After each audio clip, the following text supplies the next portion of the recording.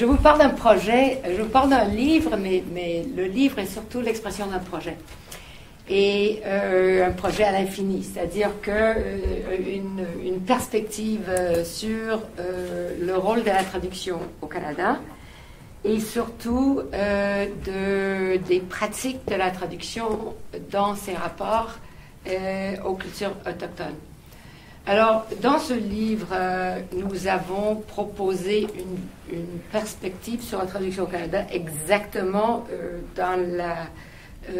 autour des perspectives que proposait Karine au début, c'est-à-dire qu'on ne parle pas seulement de l'anglais et de le français, mais on parle du fait qu'au Canada, on traduit ou on ne traduit pas entre beaucoup de langues, y compris les langues autochtones, avec leur degré leur statut respectif dans la société, soit le statut juridique ou l'absence de statut juridique, et ça, on peut en parler pour les langues autochtones. Mais si il est important de faire le lien entre le politique et le culturel, et s'il est important de dessiner une carte de plus en plus englobante des relations de traduction au Canada, il est surtout important, je pense, de complexifier le vocabulaire qu'on utilise pour en parler. Alors, il est certain que pour la traduction, nous sommes inféodés en quelque sorte au discours politique colonial, postcolonial, qui va parler de résistance ou d'appropriation, c'est-à-dire d'un rapport de pouvoir ou d'une réponse au pouvoir.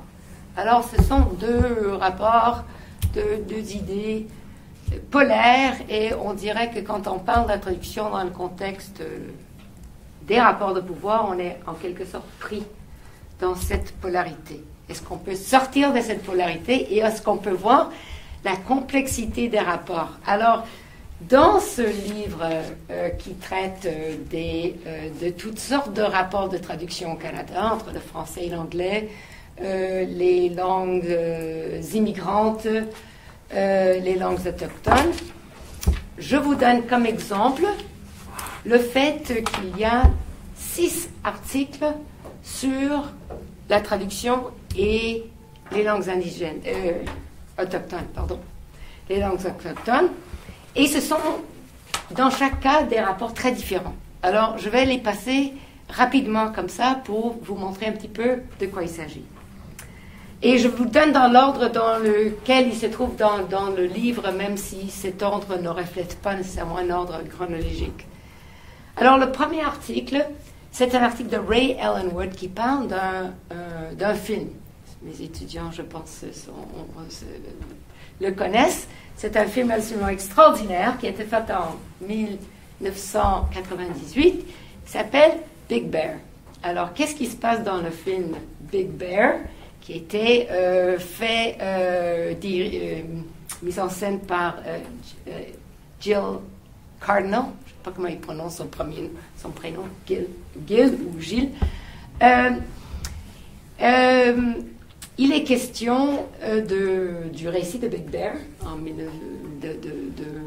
du drame de Big Bear. Mais ce qui est différent dans ce film, et qui à mon avis est absolument fantastique et quelque chose dont on parle très peu et qu'on pourrait tellement exploiter davantage, c'est le fait que les personnages amérindiens, les personnages autochtones dans le film, parlent anglais parfaitement et le comment d'une façon qu'on s'identifie absolument avec les Amérindiens, alors que les Anglais, the Redcoats, qui arrivent, parlent une langue qu'on ne comprend pas. Ils parlent gibberish. Enfin, c'est une sorte de gibberish très codé, mais ils parlent gibberish. Alors, la relation linguistique de ce film pose la question qui est obligé de traduire. Alors, dans le cas du film, ce sont les Redcoats qui se trouvent en obligation d'être traduit à partir de l'anglais et pas l'inverse. Hein? Ça renverse totalement la situation. Alors le spectateur se trouve naturellement engagé du côté amérindien, trouvant les Redcoats complètement ridicules, déplacés, étrangers, non pas à leur place. C'est un cas qu'on peut discuter longtemps, mais cela montre à quel point la traduction peut être un indice où on peut jouer de la traduction pour essayer de mieux comprendre. Évidemment, on sait que c'est pas comme ça que ça... Enfin, c'est pas comme ça que ça s'est passé. Oui, c'est comme ça que ça s'est passé, mais ça s'est passé autrement. Deuxième exemple, c'est un exemple d'un texte d'un poète qui s'appelle Terry Glavin, qui est d'origine métisse. Et le poème, c'est un long poème qui a été publié en 1998, qui est un poème en langue Wawa. Alors, Wawa, c'est quoi? It's a Chinook jargon. C'est une langue mixte du 19e siècle et c'est une traduction entre l'anglais et le Wawa. Ce qui est très intéressant dans ce cas-là, c'est aussi, comme dans le premier texte, que l'anglais est posé comme une langue étrangère. C'est le Wawa qui est la langue originale et l'anglais est posé en position étrangère. Et c'est une autre variante, évidemment, de langue autochtone. C'est devenu une espèce de langue autochtone de l'Ouest, a trading language comme le Chinook. Troisième exemple, Philippe Cardinal, c'est quelqu'un qui a étudié ici, qui a fait une thèse dans notre département sur la traduction et les langues amérindiennes, qui met en question les pratiques anthropologiques, qui prend l'exemple d'un collègue, enfin c'est un petit peu sensible, mais c'est un collègue du département d'anthropologie ici, qui a traduit un texte d'un autochtone qui s'appelle enfin c'est l'histoire de Crow, en tout cas on n'a pas besoin de savoir, Tommy McGinty, c'est le texte de Crow de Tommy McGinty, mais en traduisant, l'anthropologue s'est approprié le texte et le livre publié chez Gallimard est indiqué traduit par...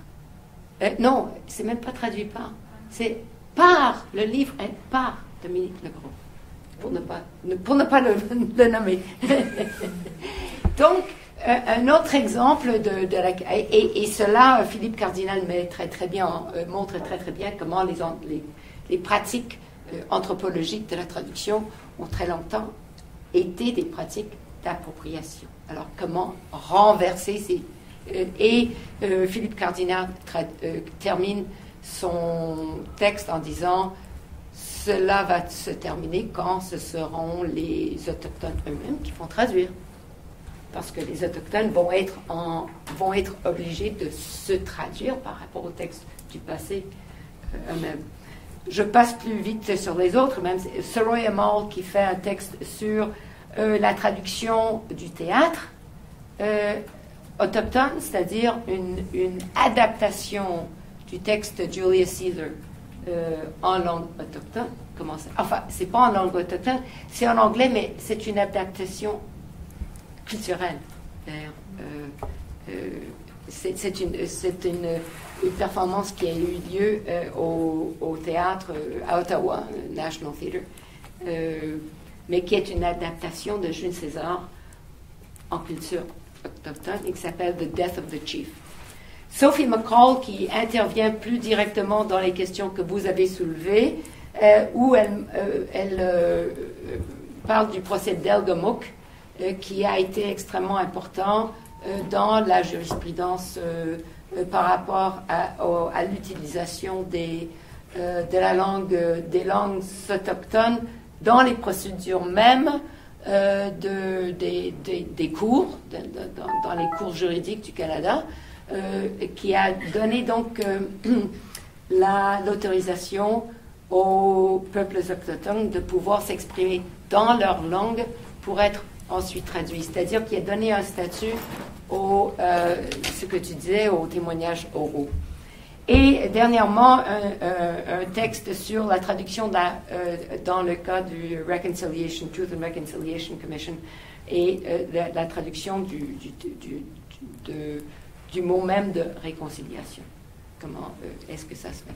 Donc, ce que je voulais dire, et c'est juste pour mettre tout ça sur la table, c'est que ce n'est pas une pratique, ce n'est pas ni appropriation, ni disons le contraire, disons c'est ni imposition ni résistance, c'est une panoplie de pratiques qui reconnaissent les différentes positions que peuvent assumer les autochtones à partir de différentes pratiques, que ce soit des pratiques culturelles, que ce soit des pratiques juridiques, que ce soit d'autres types de pratiques dans la société, et que l'on doit étudier chacun selon leurs termes pour essayer de comprendre la complexité de ces rapports actuels.